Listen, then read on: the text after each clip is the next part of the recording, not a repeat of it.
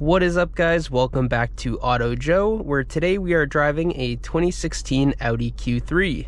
And so before we begin our drive, let's go take a look at the exterior. We're going to take a quick look at the back seats and hatchback as well. Alright, so in front of us is the Audi Q3, which first was introduced in 2011. And right here we have a 2016 model, which was the last year before the Generation 2 car came out. They introduced a quick facelift for this car in 2014. And so of course we have a post facelift car here, which we have some repositioned lights, and they also adjusted the position of these intakes. So of course we have the Monsoon Gray metallic exterior color here with 5-spoke 18-inch wheels, which complement the car pretty well, especially with the chrome detail that runs across the side profile of this Q3. Now in the back we have pretty standard badging, no RS Q3 badging or anything like that, but we do have these dual exhaust tips which look pretty nice on this car, and of course the 2.0 T badge, which indicates the 2-liter 4-cylinder, which is of course turbocharged, makes 200 horsepower and 207 pound-feet of torque. All right, so while we're back here, let's take a quick look at the hatch. So quite a decent amount of room back here. Of course, we have our mats covering and protecting the material back here. These are, of course, your floor mats, which would go up front if you bought this car. And we have this nice little cover here as well. You'd probably be able to fit maybe 2 or 3 suitcases back here, no problem. So in these back seats sitting behind myself, I actually have plenty of room. Although I'm only 5'9", I, really don't take up much space, but I do push my seat back as I have longer legs compared to my torso. Down here we also have these vents, which is nice to include them in such a small car. We also have this button that locks the interior doors, which is funny. And of course we have the 12-volt outlet.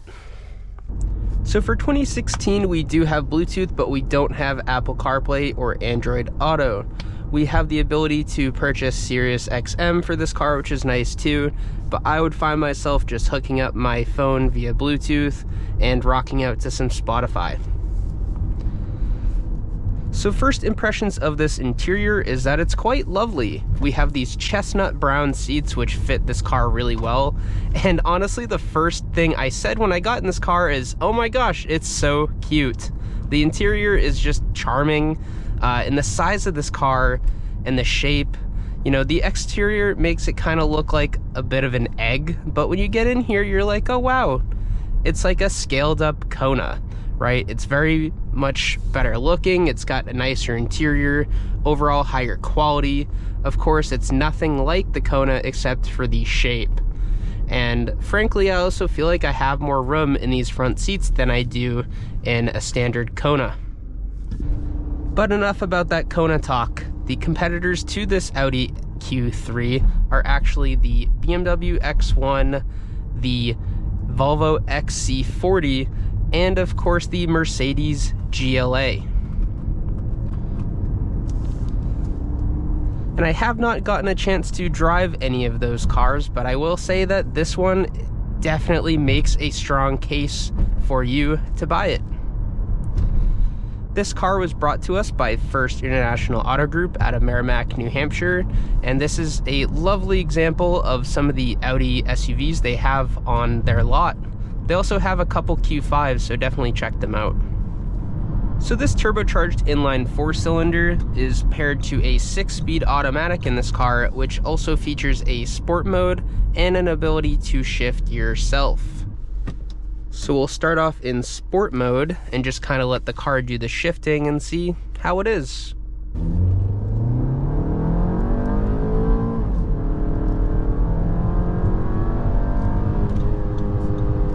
Wow. So 0 to 60 actually comes fairly quick in this Audi Q3. I am actually pleasantly surprised with how fast this car moves. It doesn't sound all that good. The 4-cylinder kind of feels a little unrefined. The 6-speed auto is not all that quick to shift, but this car does really move. It feels quite a bit quicker than the Audi A3 we drove, which is kind of funny because of course this is really just like the crossover version of that. But as far as transmission behavior, I would probably prefer to just leave this thing in drive. I wouldn't bother with the sport mode unless you really do feel like doing some sporty driving. In that case, I would probably, you know, lower this thing, get some lightweight wheels and tires, and have some fun with it. I know APR does some tunes for these cars. I'm not entirely sure if the Q3 is on that list, but let me know in the comments if you have experienced some APR tunes with your Q3. So my overall impressions of this interior is it's quite nice, right? We have a lot of materials that are shared with across the Audi and Volkswagen platform, but they're of really high quality. I'd say the part where it's compromised the most is this pebbled dashboard, but it still looks fairly nice. We have a leather wrapped steering wheel here, nice shape to it, all the buttons you need, especially your skip track button, which wasn't on the 2015 Audi A5 we reviewed last week. The seats themselves are really nice. They don't have any sort of side bolstering, so if you are doing some sporty driving, you're gonna wanna hold yourself in place. But they're really comfortable and they'll last quite a while on these long road trips. You know, you're not gonna experience any back pain or anything like that. We do have powered seats, but no memory, but that's fine. I feel like I have a nice driver's position here and I have plenty of visibility out basically any window I choose. These mirrors are also quite large for the car. I don't think they look bad exterior wise, and they also do provide plenty of visibility. As far as fuel economy in this Audi Q3, it's rated for 20 city and 29 highway. And the curb weight is just above 3,600 pounds, which is fairly light for an SUV, but of course this is one that is quite small. So some of the key features in this Audi Q3 feature keyless entry, push button start, so feel free to leave that key fob in your pocket. We have dual climate control. We have this gorgeous panoramic sunroof, which I absolutely love having the shade open. I feel like that provides a lot of nice light to the cabin and makes it feel a lot less claustrophobic too. These chestnut brown leather seats are definitely a highlight for me. I feel like they complement the interior really well. And of course, with the silver exterior color and the brown seats, it's just a very classy spec for whoever bought this thing new. The gauge cluster is pretty standard. We have analog gauges with a little digital screen in the middle. Basically, any Audi product and Volkswagen product from these years will have this same exact, you know, gauge cluster, so don't be surprised when you get into even say an Audi A6 of 2016 and you experience, you know, the same gauge cluster. We do have some functionality in our screen here. We can do things such as adjust our vehicle settings and parking sensors, turn those on and off, and the vehicle settings, it's mostly just things like the lighting. Nothing crazy, like there's no tunable suspension or anything like that in here. So this 2016 Audi Q3 of course has 87,000 miles on it, and we basically see no signs of wear and tear in this interior. So as long as you take care of your regular maintenance items, you know, this interior has held up really well, and I would get into one of these and expect it to almost be brand new if I didn't know the mileage on this car. Alright, so we're going to approach the worst road in Merrimack, New Hampshire at 20 miles an hour and see how this Audi Q3 holds up.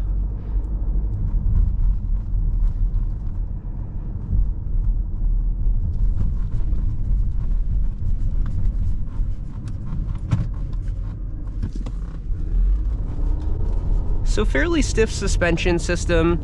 I will say that it definitely rides a little softer than the A3, which of course you have a little bit more travel considering this car has a, you know, a higher position, but overall not too bad. Handles the bumps fairly well. I'd say that the little road imperfections you will notice a lot more in this car compared to the Audi Q5, especially because of the extended wheelbase on that car, and of course the suspension tuning. They've definitely spent quite a bit more time on that car than this one. Alright, so let's try out the manual gear selector.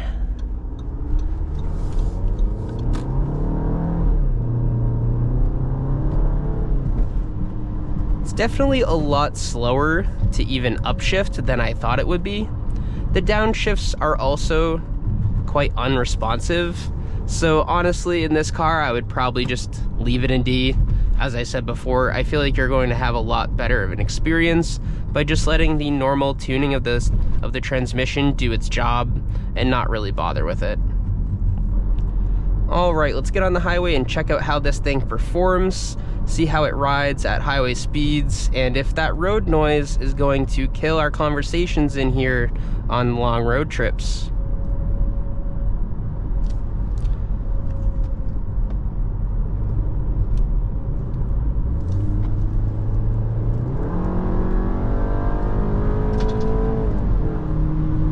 Don't mind the ice falling off the car. Gets up to highway speeds fairly easily. Even at the rating of 200 horsepower, this thing still picks up fairly quick, and you'll be able to merge on the highway no problem. So that wind noise is definitely going to be a little distracting in your conversations. I will say that it rides fairly smooth, points straight, fairly easy car to drive on the highway, but yeah, that wind noise is definitely the killer. You know, you don't have a lot of sound deadening that you would have in, say, the Audi Q5, but still, overall, not too shabby on the highway. You'll get very good fuel economy at 29 miles per gallon, so not too bad there. So overall, the sound deadening in here is pretty good. You'll definitely have to raise your voice on the highway, especially if you're having conversations over Bluetooth.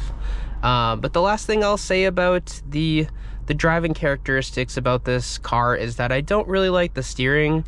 The rack is just not very quick, so it's not very responsive to your inputs. I will say you still kind of feel where your tires are. There's some road feel there, but overall there's just not really a sense of confidence if I'm doing some sporty back road driving with this car, but that's not really what it's for.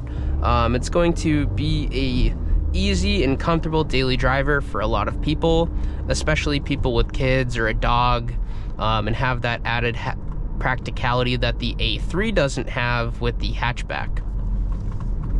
With that being said, if you're looking for an Audi Q3 and you're in the market, definitely check out this one at First International Auto Group. Don't forget to like, don't forget to subscribe, and I will see you all next time on Auto Joe. Peace.